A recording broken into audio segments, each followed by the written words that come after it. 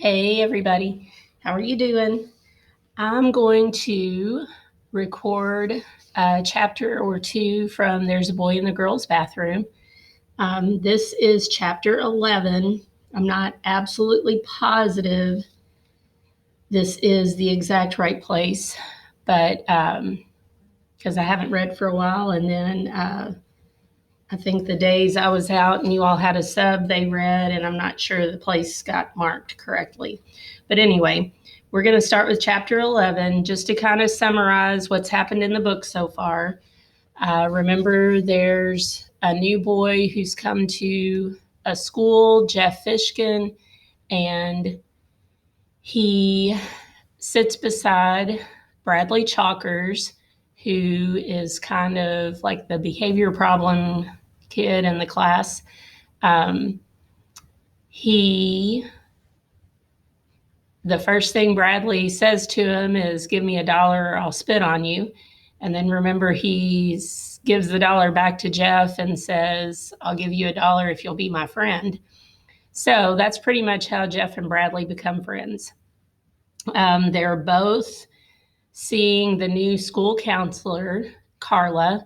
Jeff seeing Carla because he is new to the school and she's just helping him adjust. And then Bradley seeing her just to try to get to the bottom of why he's not doing well in school and why he gets in trouble a lot and things like that. So, what else has happened? Remember, Jeff got lost going to the counselor's office and accidentally went into the girls' bathroom. So that's where the name of the book comes from, the title. And we've also had some new characters be introduced.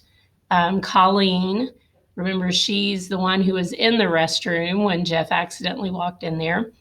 And her friends, Lori and Melinda.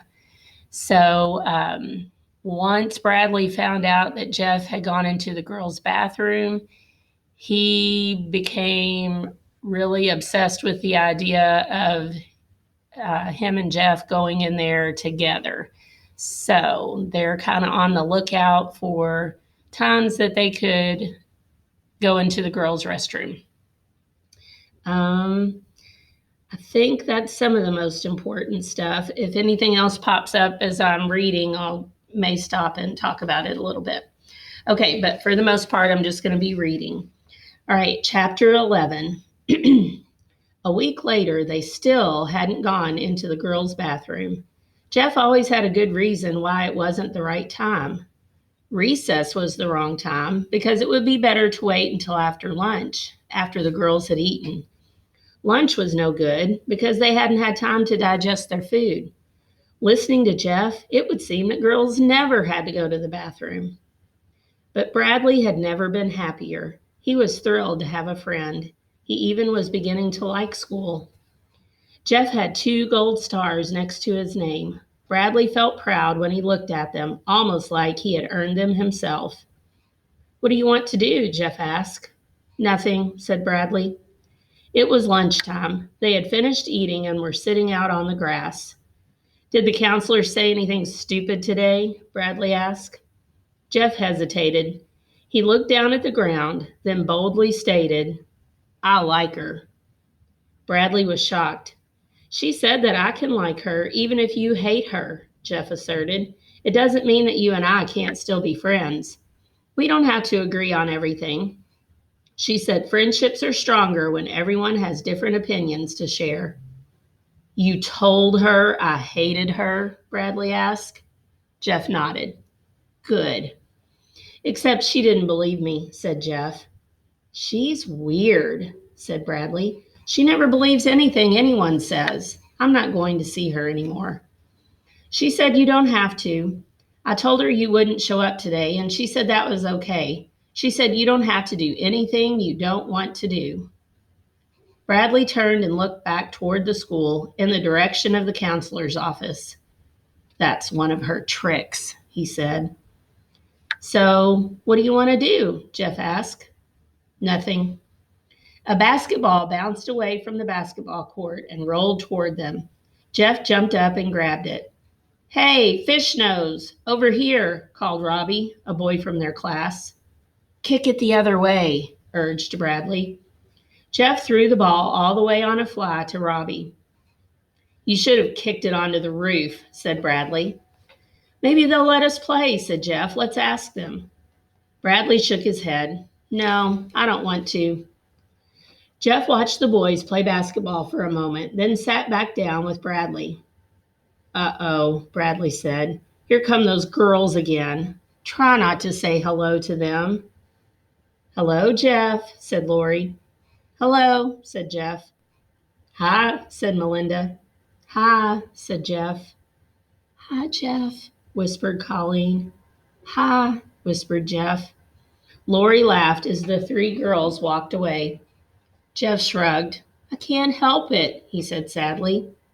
Let's go beat them up, said Bradley. Then they won't say hello to you anymore. He started after them, but Jeff didn't follow. Come on, Bradley urged. Girls are easy to beat up. You just have to hit them once and they cry and run away. Not now, said Jeff. Why not? Everyone will see us. We'll get in trouble. Bradley stopped. You're right, he agreed. We'll get them after school. I can't, said Jeff. I've got to go right home after school and do my homework. Bradley was beginning to get fed up. How come you're always doing your homework? He asked, hands on hips. He said the word homework the way other people might say the word manure. Jeff shrugged. Do you like doing it? Bradley asked. It's okay. I don't mind too much. Bradley kicked at the ground. Do you think if I did my homework, Mrs. Ebel might give me a gold star? He asked. I don't think she gives gold stars just for doing homework, said Jeff, but she might. Well, maybe I could do it. I should do it sometime, said Bradley. Why don't you come over after school today? Jeff asked. We can do our homework together. Bradley's face twisted in anguish. Today? I don't think today's a good day to do homework. I can help you, Jeff started to say, then stopped. You can help me with the stuff I don't understand. All right, said Bradley. I'll do it. Good, said Jeff. First, we'll beat up those girls, said Bradley. Then we'll go to your house and do our homework. Chapter 12. Just before the end of the lunch period, someone knocked very lightly on the door to the counselor's office. Come in, said Carla. A girl timidly stepped inside. Are you Miss Davis? She asked. Yes, but I prefer to be called Carla. Do I have to tell you my name? Asked the girl. No, not if you don't want to. Colleen Varigold, said the girl. She sat down in one of the chairs around the round table and said, I don't know who to invite to my birthday party. Carla remained standing. See, there's this boy I want to invite, said Colleen. Do I have to tell you his name? No, Jeff Fishkin. Carla smiled. But if I invite Jeff, then I'll have to invite another boy because I can't invite 7 girls and only 1 boy, can I? I don't, except Jeff has only 1 friend, and he's the most horrible, rotten boy in the whole school. I can't invite Bradley Chalkers to my birthday party. I just can't. She took a breath. So what should I do? You want me to tell you whom to invite to your birthday party? Lori says you're good at solving problems. Lori solves her own problems. I just help her think for herself. But I don't know what to think, Colleen exclaimed. I can't invite 7 girls and only 1 boy, and I can't invite Bradley. When's your birthday? November 13th. Then you still have plenty of time, said Carla. Let me give you a form for your parents to sign.